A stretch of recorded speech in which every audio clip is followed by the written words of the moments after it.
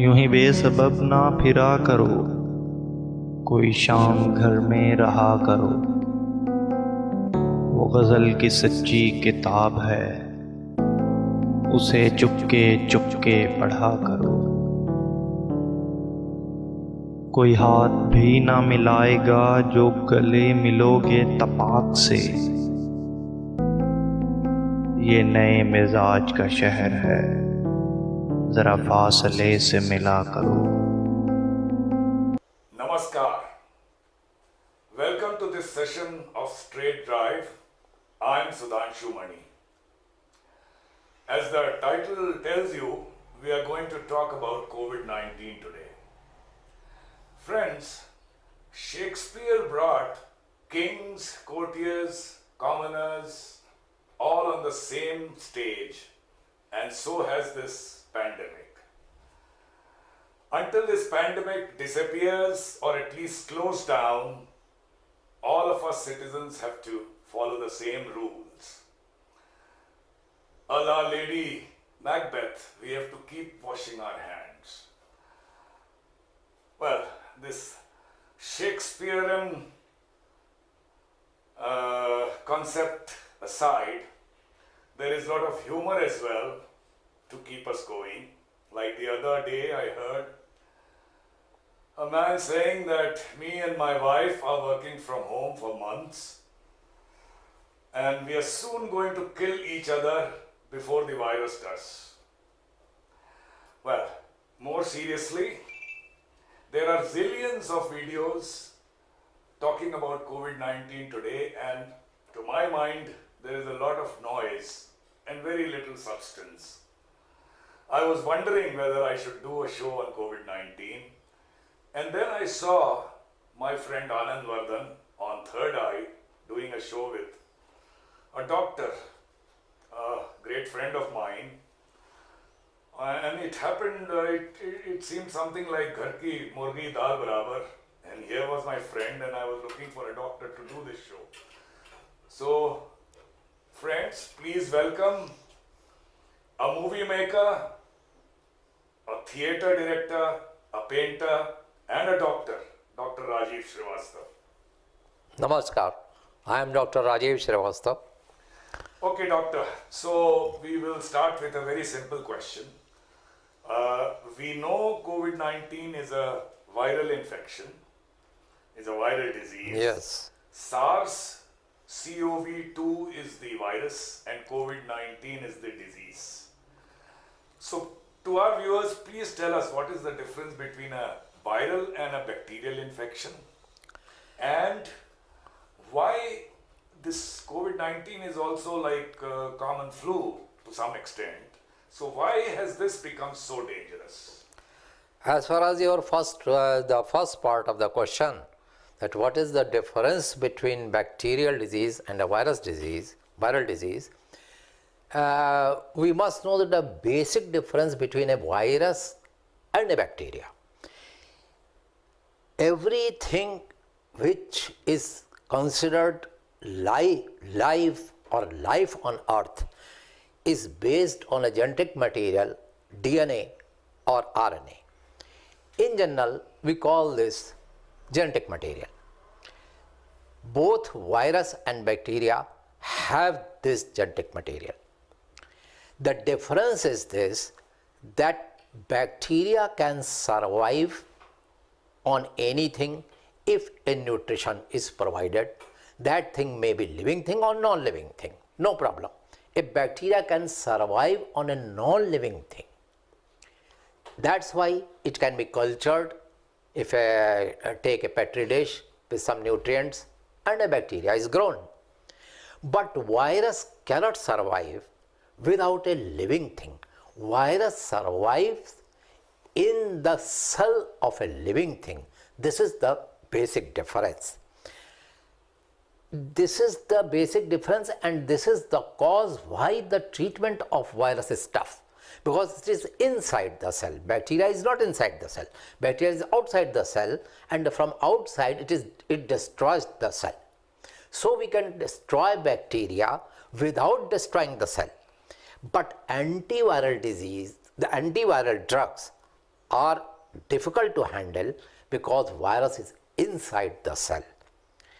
And why the next part of Mr. Mani's question is why this influenza, because this corona disease, COVID disease is also an influenza.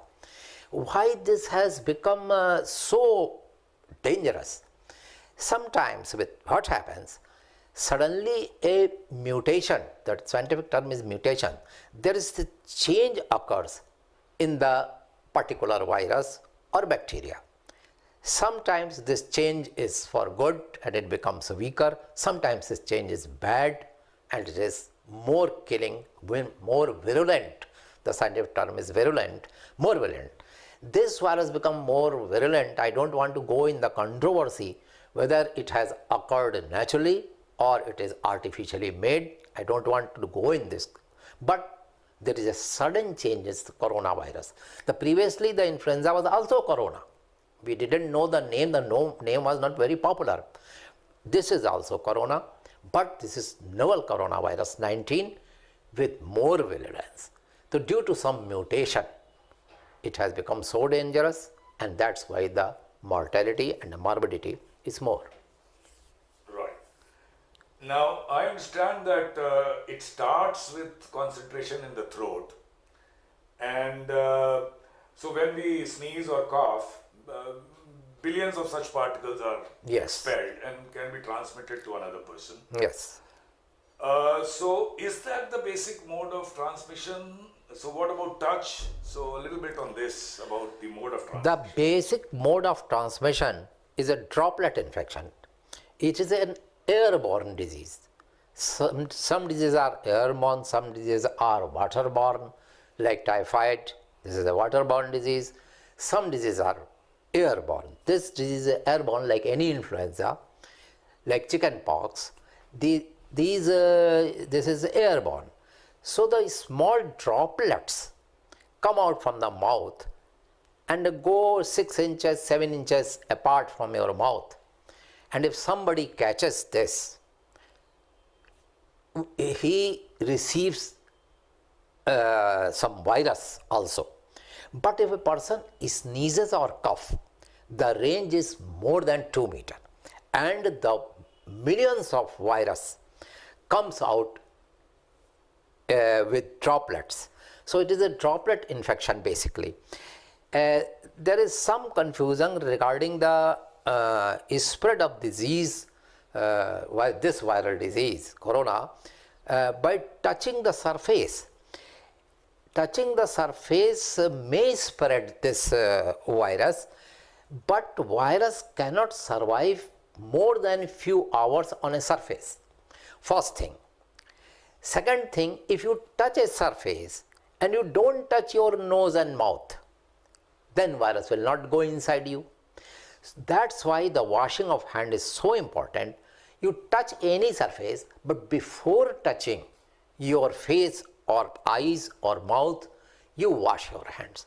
And if suddenly you feel an urge to touch your eyes for an itching or something, you do like this and not like this or this. Right, doctor. So now it starts from the throat. So quickly, if you can explain, how does it become pneumonia, or rather how does it convert into a respiratory problem, and how does it become so potent as to be able to kill people? Initially it goes in your throat and trickles down. Then it, as it is virus, it cannot survive without a cell, so it enters in the cell of the body where it replicates.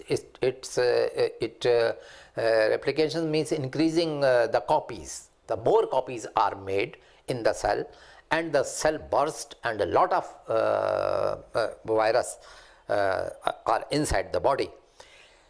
Then the most common route is lung. So usually fever comes because of the defense response of the body. Fever is a defense response of the body. So initially a fever is there, or later on slight difficulty in breathing, and sometimes a very mild thing, usually very mild, 80-90% people don't feel more than this, like a bad cold, and they will become all right. But sometimes what happens, virus becomes very virulent, and there are two methods by which it kills the people. The first method of killing is that because our WBC, white blood cells, fights with this virus, and there is no other defense up to 7 days. After 7 days, the antibodies is formed, and the only army we have at that time is WBC. When more WBCs are killed and that antibodies are not made yet, then some interferon and cytokinin, these are two things which are released in the body not by virus but by WBC, and these two things in large amount is toxic to person. The basic thing that it gives swelling to all arteries and organs in the body. So this is the cause of death in first 3 days, and it is known as cytokinin storm.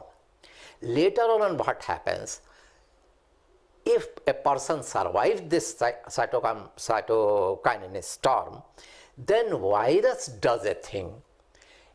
What it does, it creates some coagulation problem in the blood. It makes a small clot in the lungs. So where air should be there, now a clot is there, you cannot breathe properly. Your kidney, the blood clot are there, so your kidney stops functioning. This clot may be in the heart, a heart stops. It clot goes in the brain, and you are paralyzed. So this is the second method people die.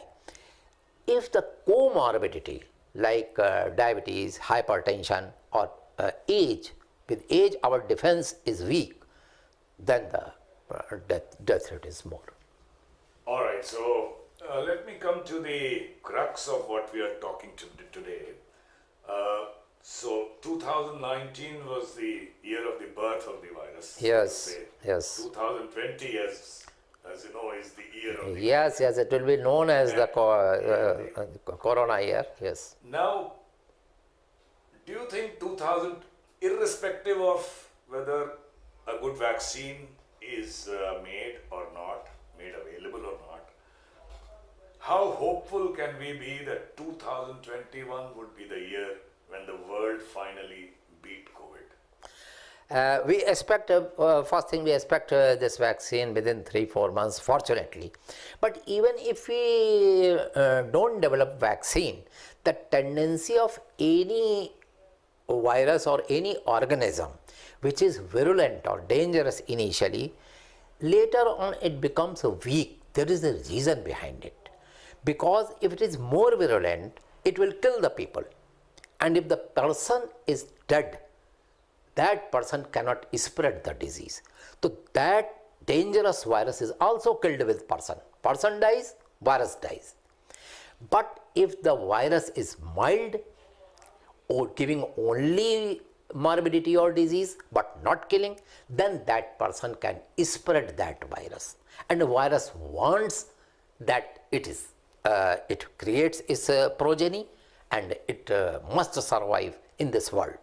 So this is a Darwin's principle. Everybody wants to survive. If a virus wants to survive, it has to be less virulent. So with time, this becomes weaker and weaker and weaker. More and more people are involved, but the virus does not kill them, though virus gives some disease. Later on, a lot of people are immune, who are survived, they are immune. So this is our hope. And if a vaccine comes, then of course it's a very good thing. Taking off from what you just said, that a dead body cannot spread virus. Yes. So if that is the case, Yes. in our country or rather all over the world, a lot of sentiments are attached, with funerals and cremations. Yes. But these days we have heard so many stories of insensitivity, or I would say hyper precaution, Yes. where people could not even get a last glimpse of their Yes, loved yes. who died of COVID because of perhaps unfounded fears. But can you clarify that a little bit more? It is very unfortunate that the basic nature of virus is that it cannot survive without a living body. If body is dead, after 5-6 hours, the virus is dead, maximum. And if it is even not dead, patient is not breathing, so a virus has no wings. It comes out from the body with the help of droplets. Now a dead body cannot spray droplets, so virus cannot come. As far as the secretions are there, which are on the body of the person, you very well wash the body with any antiseptic hypochlorite solution. You put the cotton in the mouth and nose, nostrils, and the dead body is quite safe. I don't know why this hyper precaution is taken, and the body should be given to the relatives. So it will at least mitigate the pain of the death up to some extent, as far as in the and we should think about it, about giving the body. Yes. Let me ask you a stupid question, an engineer's question. Is what is the, let's say, the quantity or the number of virus particles which can really cause you infection? Now, it's a stupid question, but related to that, let me complete.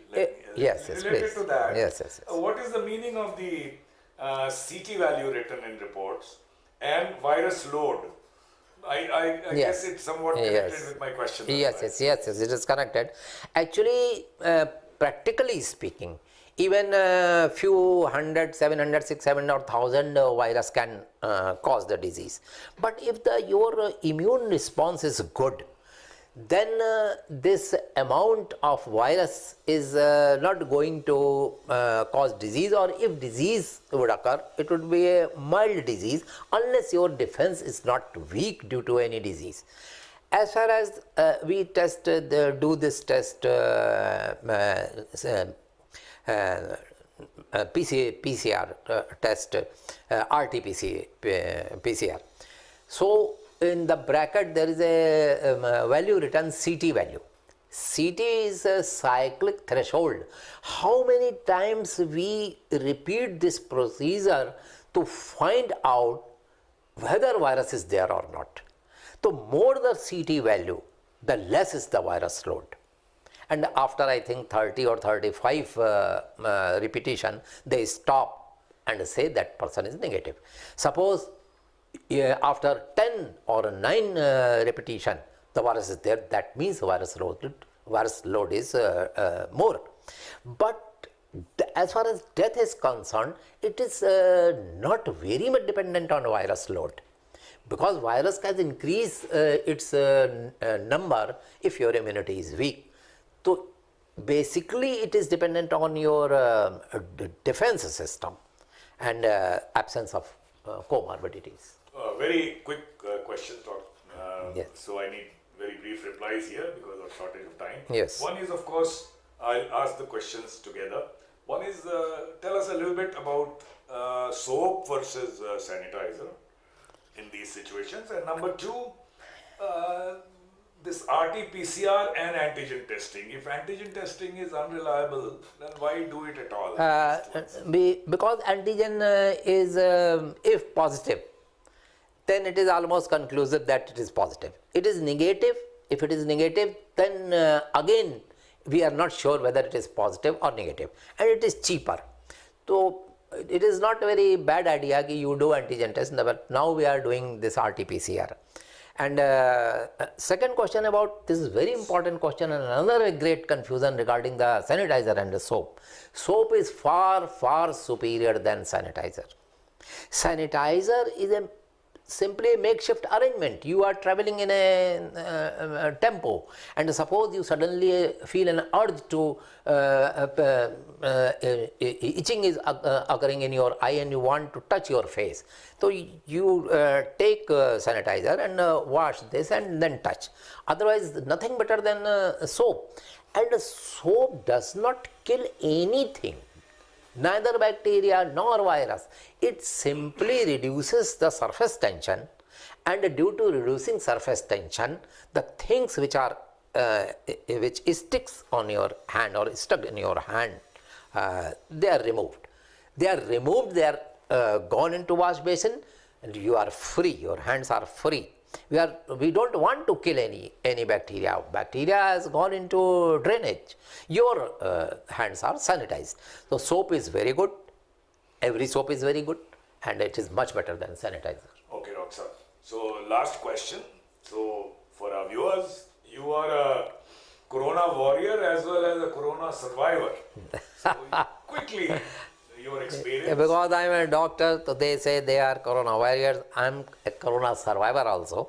And only 2 days back, my 14 days I have completed in home isolation.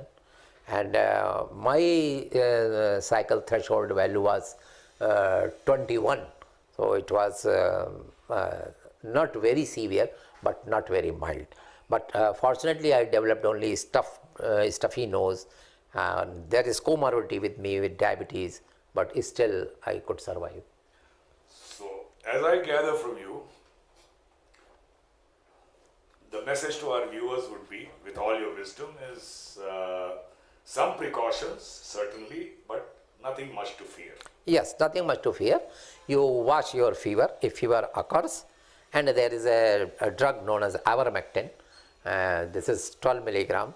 Take one tablet 3 days, and doxycycline twice a day, along with B complex and zinc, and you take rest, take happy protein, vitamin C, and wait. If something happens with your respiratory system and you feel breathlessness, or your pulse oximeter shows that your oxygen concentration is going down, then you contact the civic authorities and they will take care of.